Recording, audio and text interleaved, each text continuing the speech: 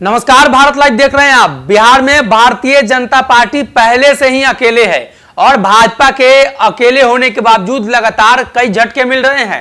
हालांकि तेजस्वी को कई झटका मिला है, लेकिन तेजस्वी यादव का ये झटका कहीं ना कहीं उनके आगे बढ़ने का रास्ता भी है।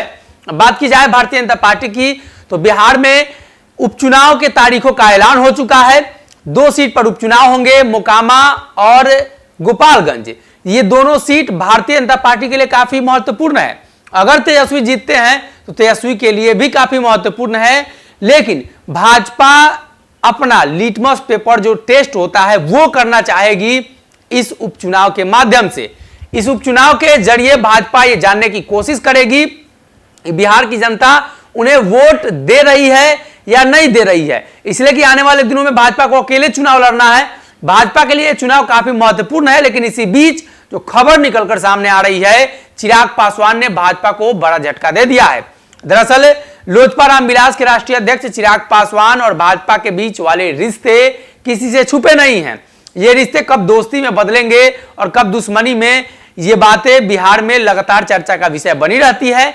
चिराग कभी भी उनके साथ जा सकते हैं, चुनाव में गठबंधन हो सकता है, लेकिन गठबंधन चुनाव में होगा उससे पहले ही चिराग पासवान ने ऐलान कर दिया है कि वो सभी सीटों पर भाजपा के खिलाफ प्रत्याशी उतारेंगे।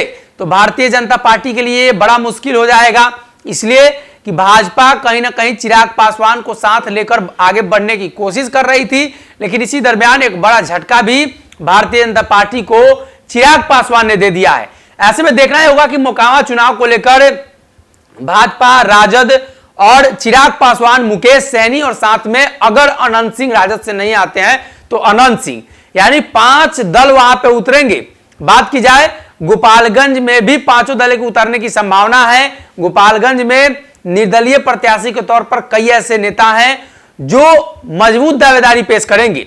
ऐसे में सीट बंटवारे को लेकर जदयू और राजद में मामला फंस सकता है, लेकिन उसके पहले ही चिराग पासवान ने तय कर दिया है कि बिहार में जितने भी उपचुनाव होंगे वहां वो चुनाव लड़ेंगे और सभी सीटों पर अपने प्रत्याशी को उतारेंगे। बची कुछ कसर भारतीय जनता पार्टी की मुकेश सहनी पूरा कर देंगे। अगर सहनी उतरते हैं तो भारतीय जनता पार्टी को और भी नुकसान का सामना करना पड़ सकता है। ऐसे में इंतजार करिए, चुनाव की तारीखों का तो ऐलान हो ही चुका है। 3 नवंबर को चुनाव है और आने वाले दिनों में जो चुनाव को लेकर जो सरगर्मियां हैं वो बढ़ जाएंगी। जैसे जैसे चुनाव को लेकर तारीखों का जैसे जैसे चुनाव की तारीखें करीब आएंगी, वैसे वैसे दोनों सीटों पर पार्टी की सक्रियता भी बढ़ेगी। चिराग का यह झटका भारतीय जनता पार्टी को काफी नुकसान दे सकता है। अगर ये वीडियो पसंद आई और वह बिहार के राजनीति और बिहारियत से सरोकार रखेनी तो सब्सक्राइब बटन दबा के चैनल के सब्सक्राइब कर ली। ओजे एगो घंटी बा, ओकरा बटन दबा देला से कुल सटीक और मारक खबर रुआ मुफ्त में मिल जाई। अगर रुआ पत्रकारिता के हमनी के नया प्रयोग में सहयोग कर चाहतानी तो ज्वाइन बटन दबा दी। पेटीएम नंबर नोट कर ली 938681